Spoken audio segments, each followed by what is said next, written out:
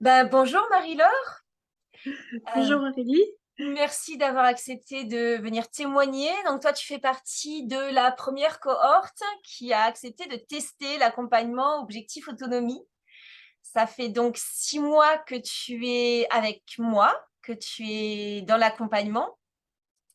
Et du coup, j'avais envie de faire un petit peu un petit point avec toi au bout de 6 mois d'accompagnement sur où tu en Hmm. étais, qu'est-ce qui avait changé pour toi dans ton quotidien et tout et tout. Donc, est-ce que tu veux éventuellement commencer par te présenter rapidement, donner un peu la situation dans laquelle tu vis et puis, euh, et puis surtout la situation dans laquelle tu étais avant de démarrer l'accompagnement. Oui, ok. Merci Aurélie déjà de m'avoir proposé de témoigner. Voilà, j'étais super contente. C'est l'occasion de partager mon enthousiasme sur, voilà, sur ce groupe. Du coup, bon, je m'appelle Marie-Laure, j'ai 41 ans.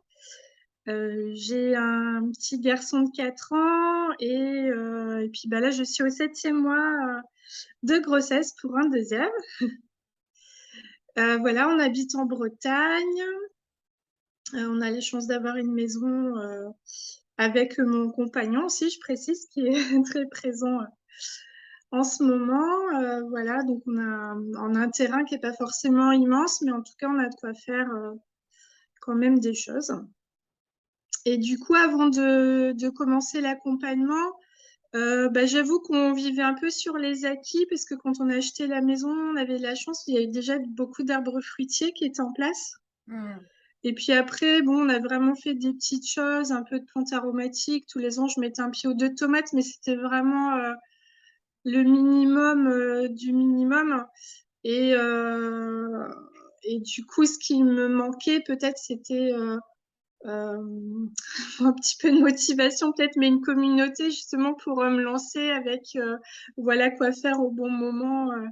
Voilà, c'était vraiment ça qui me manquait et qui fait qu'on faisait ça à toute petite échelle finalement. Mm. Hmm.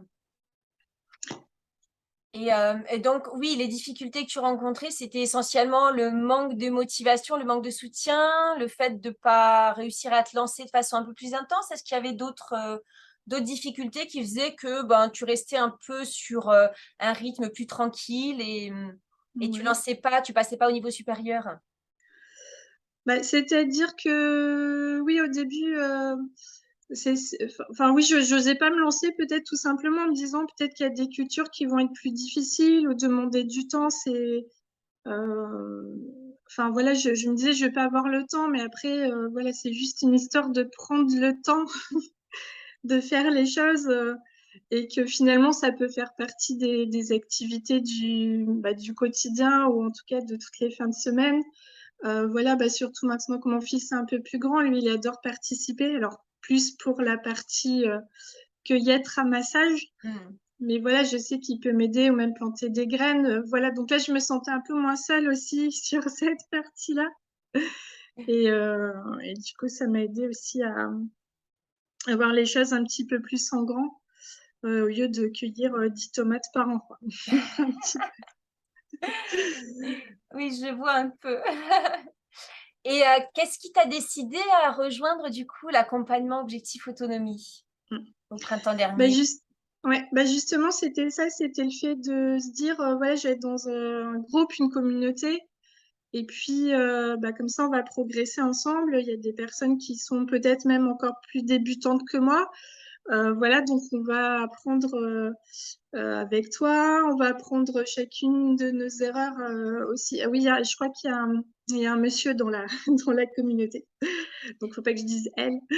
On Il y a va un monsieur. apprendre, enfin voilà, on va apprendre enfin les uns des autres aussi un petit peu ce qu'on a pu voilà, parce que il y a des choses qui marchent, il y a des choses qui marchent pas en fonction de là où on habite, de la météo, du terrain. Voilà, donc c'est vrai que c'était vraiment cet accompagnement moi qui me manquait, quoi faire, à quel moment. Hmm. euh, et puis enfin voilà, tu vas avoir une feuille de route en quelque sorte pour avancer. Enfin moi je j'avais pas forcément ces infos-là. Où j'aurais pas pris le temps d'aller les chercher. Et du coup, j'allais toujours avoir un temps de retard ce qui se passait souvent les années d'avant, bah voilà, soit je semais un petit peu tôt, puis forcément, il y avait des gelées derrière et ça poussait pas. Ou alors j'étais à la bourre et je plantais mes pieds de tomates à l'arrache fin juin, début juillet. Bon, enfin voilà, tu vois, c'est un peu ça. J'étais pas. Voilà, il fallait qu'il y ait une feuille de route vraiment pour me guider. Et puis, bah, échanger aussi sur ce qui marche pas. Hmm. Mm. Et qu'est-ce que le fait d'avoir suivi cet accompagnement là pendant 6 mois a changé dans ta vie, dans ton quotidien? Ouais. Bah, du coup, déjà, c'est le plaisir de manger des productions maison. Enfin, vraiment dans des quantités. On fait pas juste goûter, voilà, quelques petits pois, quelques tomates. Donc ça, c'était vraiment un plaisir et bah, une fierté aussi de se dire, voilà, bah, quand on a du monde à la maison, tu fais une salade de tomates du jardin. Alors, c'est tout basique, mais en même temps, enfin, voilà, c'est tellement meilleur. Quand tu viens de les cueillir quelques heures avant, ça a rien à voir, c'est incomparable. Donc là, tout de suite, enfin, tu sens que tu crées de l'envie aussi chez les gens de faire pareil et tout. Hmm. Et du coup, je voulais te demander, qu'est-ce que tu ressens par rapport à ça? Comment tu te sens sur cette évolution? Bah, franchement, je suis vraiment contente parce qu'on a bien progressé sur le jardin et puis donc sur les échanges trocs avec les voisins aussi. Voilà, enfin, tu vois, sur la partie, bah, forcément production, mais sur la partie relationnelle aussi avec les voisins, bah, c'est vrai que ça fait un point d'entrée. Voilà, parce que dans le quartier, bah, ils n'ont pas tous des enfants du même âge, donc c'était plus difficile parfois de les aborder éventuellement. Puis là, voilà, on sait qu'on a des gens sur qui on peut compter Hmm. pour autre chose aussi que l'autonomie alimentaire. Donc là, enfin, c'est plutôt, ouais, enfin, pour nous en tout cas, c'était très positif.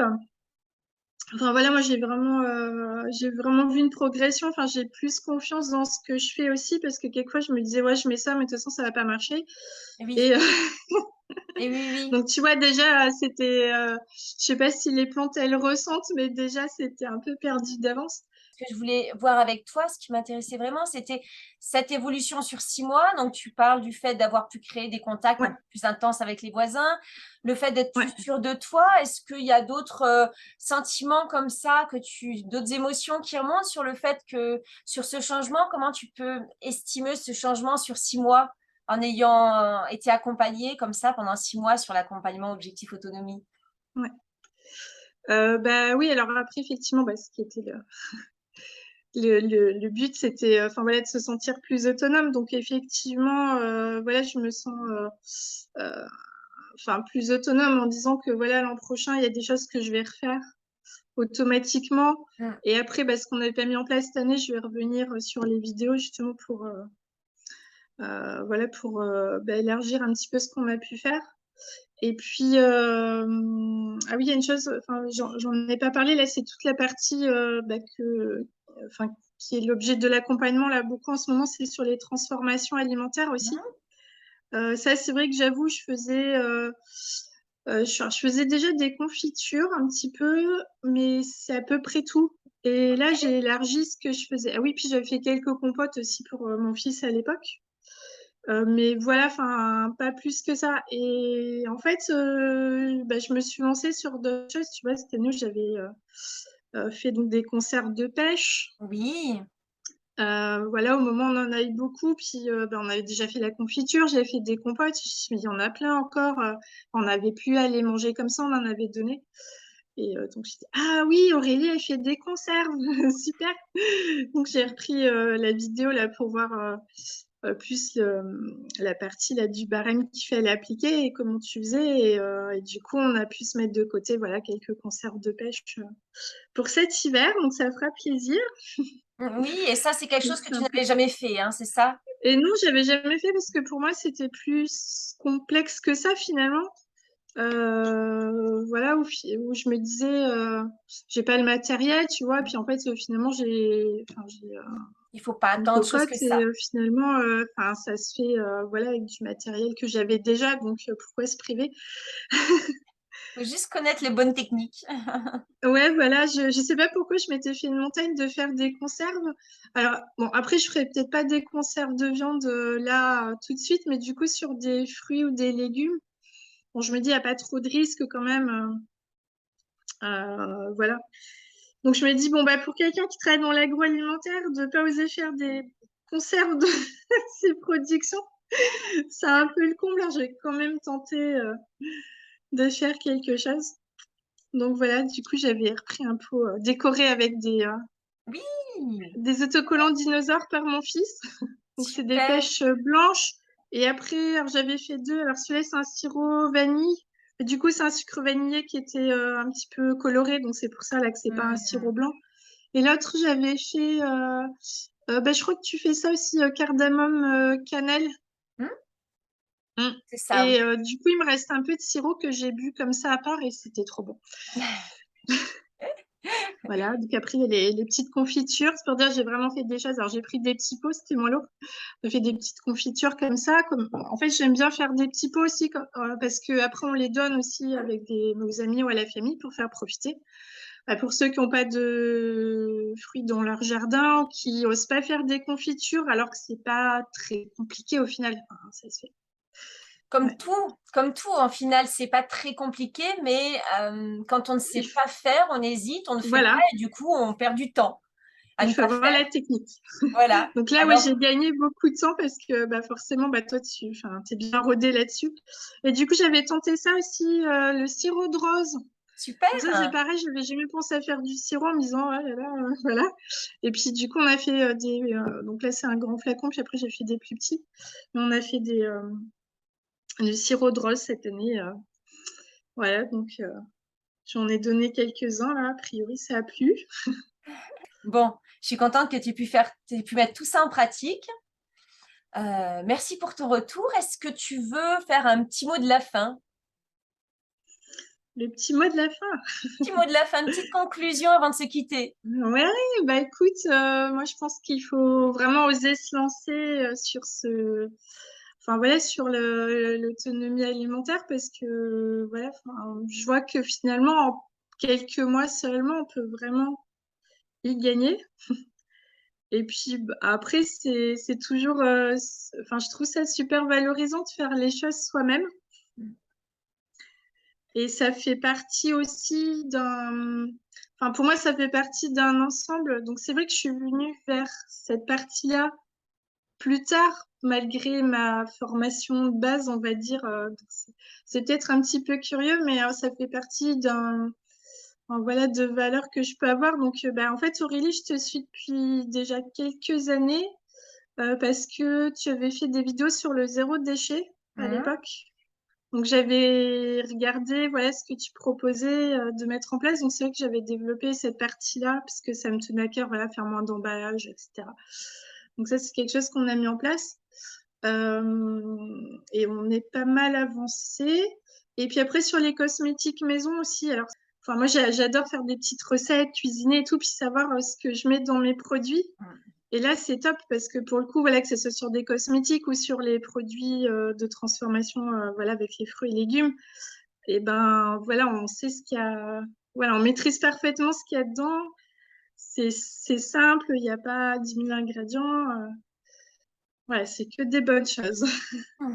Faut vraiment oser se lancer, c'est pas si compliqué que ça. Le temps, bah finalement, on arrive à l'intégrer parfaitement dans sa semaine, voilà, au lieu de passer du temps sur son smartphone, par exemple.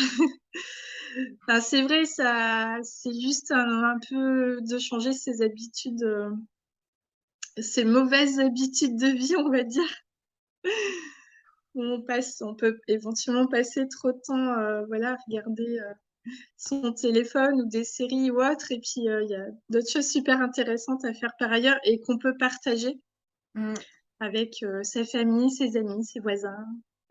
Donc, ouais, il y a le côté, bah, tu vois, quand je me sentirai vraiment suffisamment à l'aise, bah, j'espère à mon tour pouvoir transmettre aussi une partie à mon entourage aussi, quoi, leur donner envie d'aller aussi vers l'autonomie.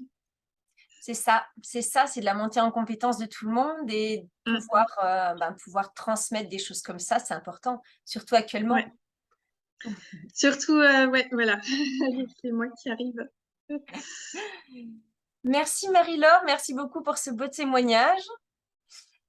Bah, merci à toi. J'espère que tu vas continuer à faire encore plein de transformations, plein de jardinage, même si on arrive là à l'automne et ça va commencer à être un peu plus calme. C'est plus calme, c'est vrai. Et puis là, ça va être le moment où on va profiter de ce qu'on a produit et ce qu'on a transformé. On va pouvoir le manger Voilà, au coin du feu. au coin du feu avec le bébé Enfin, dans les ou pas, bras. mais en tout cas, ça va être sympa, ouais, pour En la hiver. dégustation cet hiver, ouais. Écoute, je te remercie beaucoup pour ton témoignage. Merci beaucoup Aurélie.